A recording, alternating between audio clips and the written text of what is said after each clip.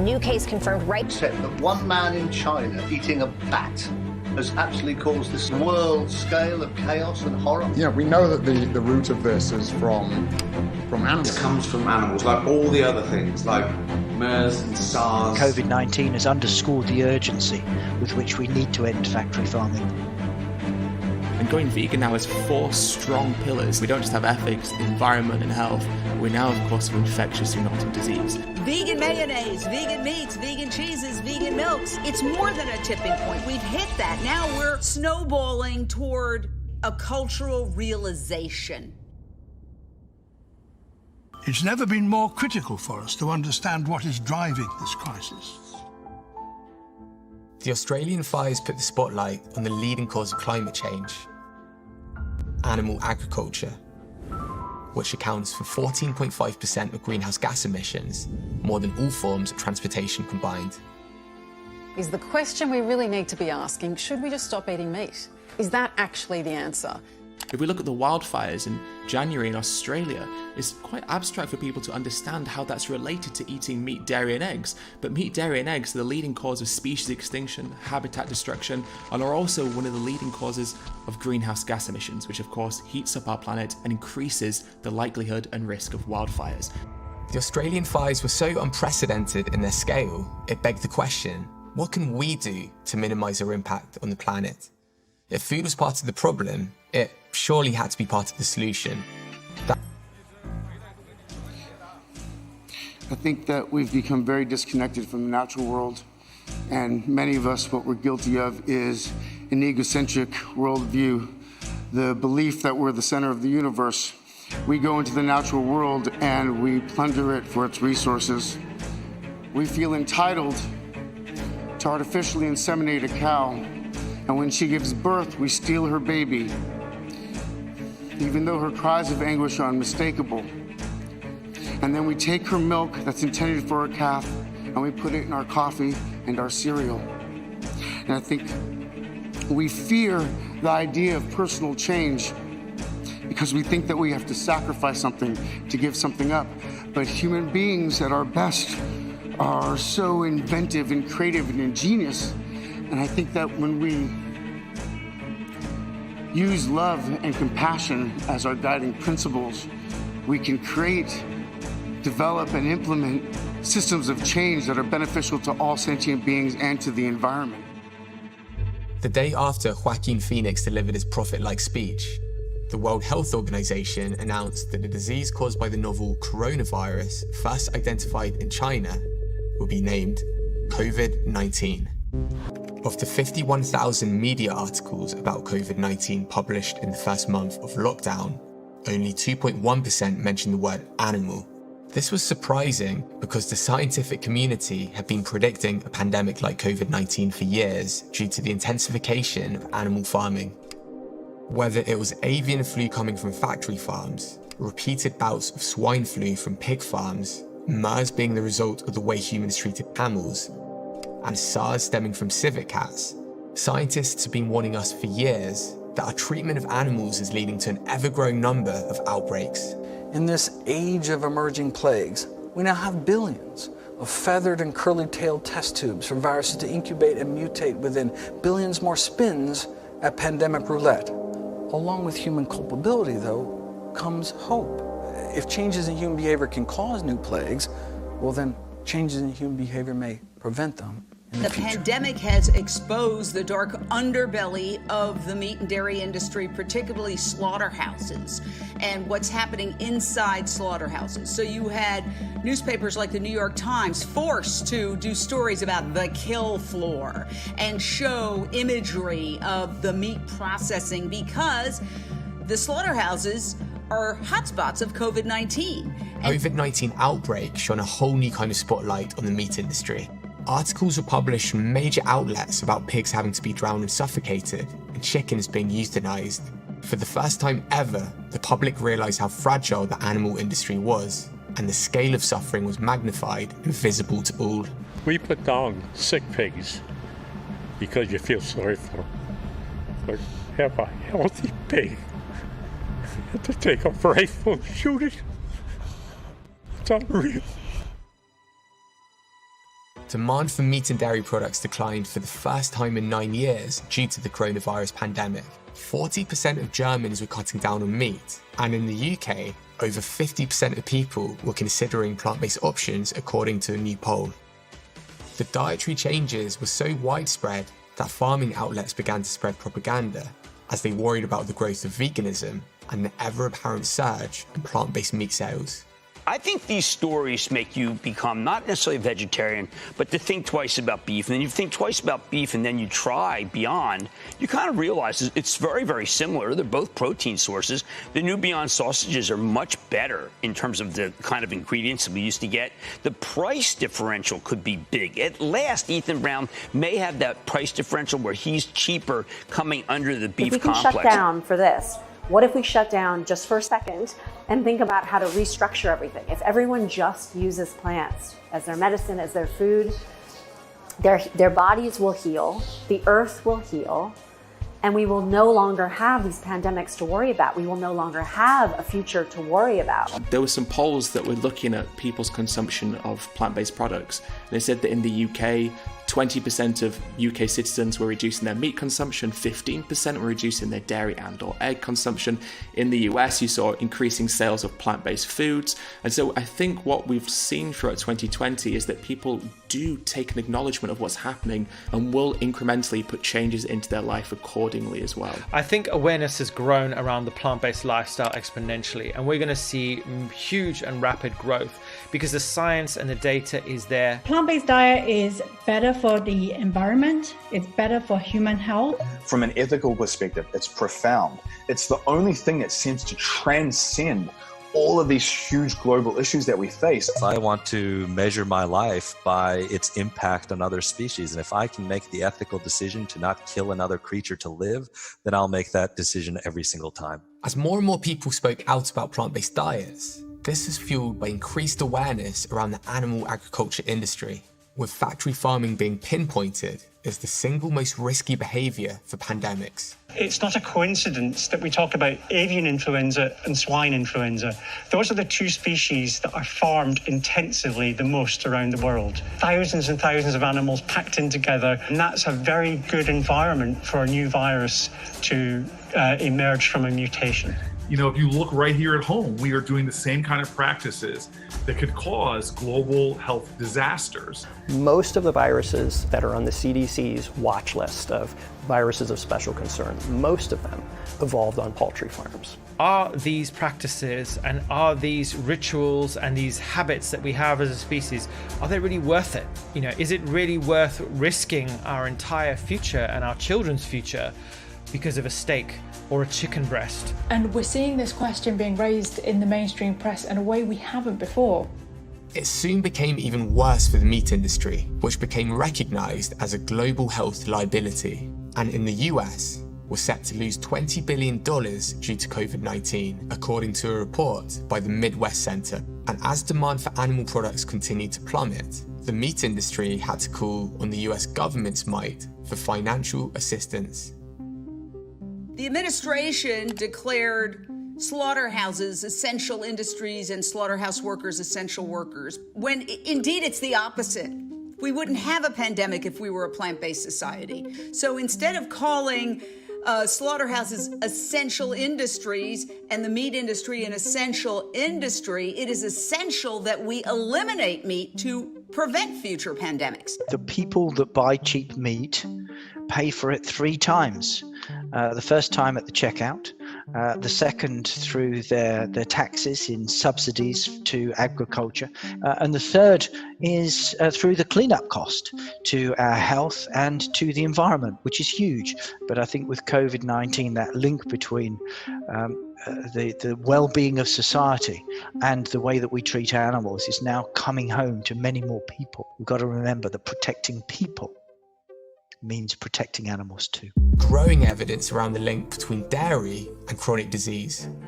A review of 47 studies, for example, including over 1 million participants, showed that men who ate dairy products were up to 65% more likely to develop prostate cancer, whilst those on the plant-based diet were 36% less likely to develop it. Another study from 2020 showed that drinking 1 cup of dairy milk a day increases a woman's risk of breast cancer by 50%, with 2 to 3 cups increasing that risk by a staggering 80%. The recent research backs up the hundreds of other studies showing the link between dairy consumption and chronic disease, including cancer.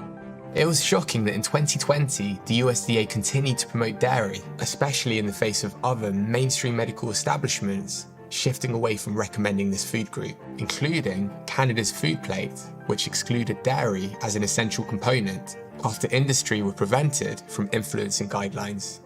And it's actually the first time around this guide was based on science. All previous guides had invited the food industry to have seats at tables, to have votes at tables, and to have closed-door meetings. Because of these pre-existing conditions, let's think about them. Obesity, type 2 diabetes, heart disease, hypertension, every single one of them cannot just be prevented and stopped, arrested in their tracks, but reversed with a healthy enough plant-based diet. So in 2020, we found out that not only does eating animal products increase the risk of chronic disease, but these same chronic diseases make you more likely to suffer a severe or even fatal outcome with COVID-19. Plant-based diet brings in what the body needs. It brings in fiber and vitamins, the right amount of protein, the right amount of nutrients, and it skips the thing that the bodies don't need: cholesterol, animal fat, allergenic proteins. It's lower in environmental toxins, so we're reducing our exposure to toxins, and we're incorporating nutrients that are important to support our immune health. A plant-based diet is the most effective approach for reducing your risk for all chronic diseases. Whether those chronic diseases are things that happen to your brain, like Alzheimer's disease, whether it's things like Hashimoto's hypothyroidism, whether it's things like fatty liver disease, chronic kidney disease, diabetes, cancer, cardiovascular disease, you name it. There isn't a single chronic disease that a plant-based diet can't improve. And if you really understand that and you really see the true power of a plant-based diet, then in my opinion, it becomes Chinese a no-brainer. researchers have discovered a new strain of swine flu. It's called the G4 strain of H1N1. You always have the possibility that you might have another swine flu type outbreak as we had in 2009. The new virus was named G4EA-H1N1, a genetic variant of the H1N1 strain that caused the swine flu pandemic in 2009. That resulted in around 300,000 deaths. According to scientists, the G4 virus possessed all the essential hallmarks of being highly adapted to infect humans. So far, it doesn't appear to be very contagious, and health authorities are quick to slow its spread.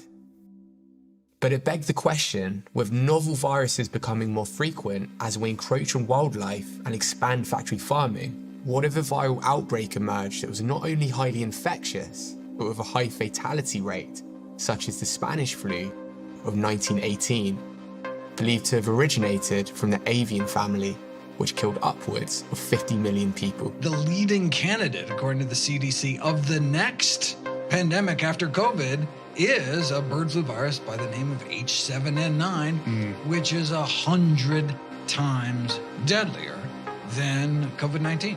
I think the long-lasting lesson of 2020 has to be that we have a responsibility to act and change now.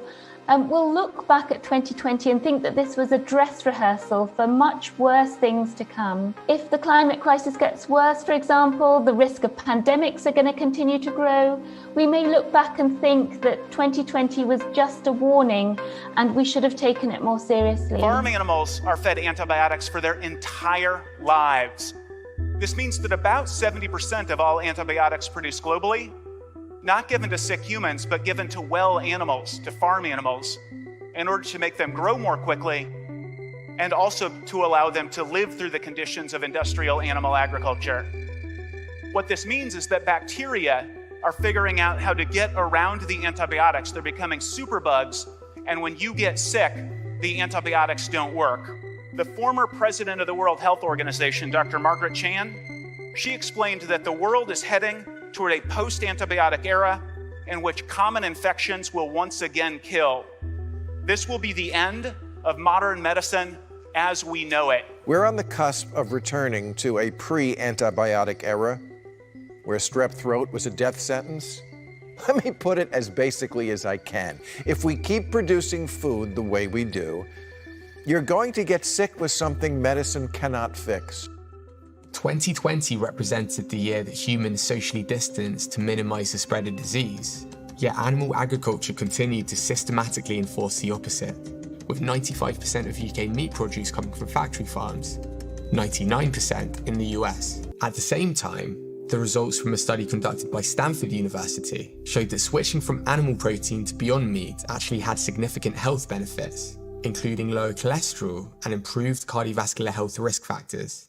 How did I introduce plant-based meat to my family, plant-based products to my family? I just slid it on them. I snuck it in. You know, you got to sneak it in, man, because so many people are accustomed to, you know, a certain taste or a certain way of doing it. So you got to slide it in and let it just be a, you know, a way of coming in. And it's like, what is that? Oh, that's something new. How new? It's Beyond Meat. It's actually plant-based. Oh, I didn't know I like plant-based. I know. Keep eating it. A number of athletes in 2020 ditching meat, including, but not limited to, Barcelona defender Samuel Umtiti, who said he never felt so good since going vegan. You know, it's more than a performance reason for me. It's a lifestyle, really. It's an approach. It's something that I'm really proud of, and hopefully that community grows even more. It's changed my life, man. It's been one of the things I can honestly say that's just lately that has, you know, changed me from a mental standpoint, physical standpoint, and even a spiritual standpoint. Yeah, having watched Game Changers, having watched What the Health, it got us thinking, well, actually, what a brilliant opportunity. We're twins. You know, you watch all these, as Herc said, you watch all these documentaries on Netflix, particularly Game Changers, and it really does make you go, should we all be doing this? What happens when one identical twin goes plant-based and one doesn't? Not surprisingly, plant-based Hugo's cholesterol went down and his energy went up. A vegan diet is very much more stable in terms of sugar delivery during the day, whereas a meat is, you know, you get the ups and downs, which was really interesting. This was backed up by a 2020 study showing that a staggering 84% of type 2 diabetics normalised their blood glucose after following a personalised plant-based diet called the NFI protocol. But perhaps an even more interesting experiment was inadvertently conducted by James Blunt when he tried the complete opposite of a vegan diet, a carnivore diet.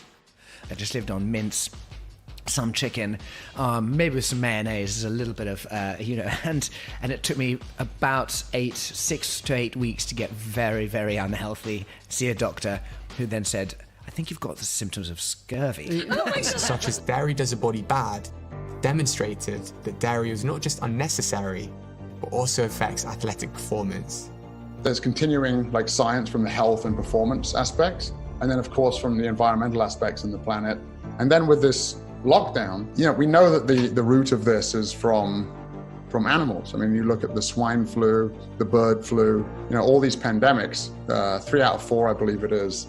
And then the funny thing is, people say, oh, well, we don't want to spread disease, so we should separate and, you know, have this social distancing. Well, what are we doing to animals that are in, you know, in factory farms? You know, what conditions are they in? So it's no wonder that disease is spreading, you know, amongst those animals, and then it transfers over to humans. So it's another reason for public health that we should be switching to more plants. People keep asking, you know, will life ever return to normal? Yeah, of course it will. I mean, it'll happen again. This will happen again. And this comes from animals, like all the other things, like MERS and SARS, comes from fucking eating things you shouldn't. And people still aren't taking it seriously. The recent data supported the severity of the climate crisis, with a new study showing that wildlife populations are in freefall all around the world. The research was one of the most comprehensive assessments of global biodiversity available, and showed that on average, global populations of mammals, birds, fish, amphibians, and reptiles plunged by 68% over the last 50 years. Over the course of my life, I've encountered some of the world's most remarkable species of animals. Only now do I realise just how lucky I've been.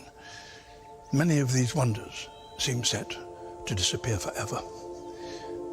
We're facing a crisis, and one that has consequences for us all. It threatens our ability to feed ourselves, to control our climate. It even puts us at greater risk of pandemic diseases such as COVID-19. It's never been more important for us to understand the effects of biodiversity loss, of how it is that we ourselves are responsible for it.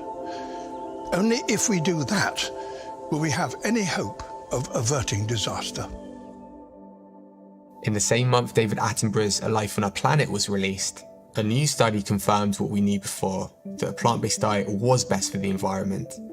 As the study authors put it, our results show that diets are the main determinant of greenhouse gas emissions, with highest greenhouse gas emissions found for scenarios including high meat demand, especially if focused on ruminant meat and milk, and lowest emissions for scenarios with vegan diets.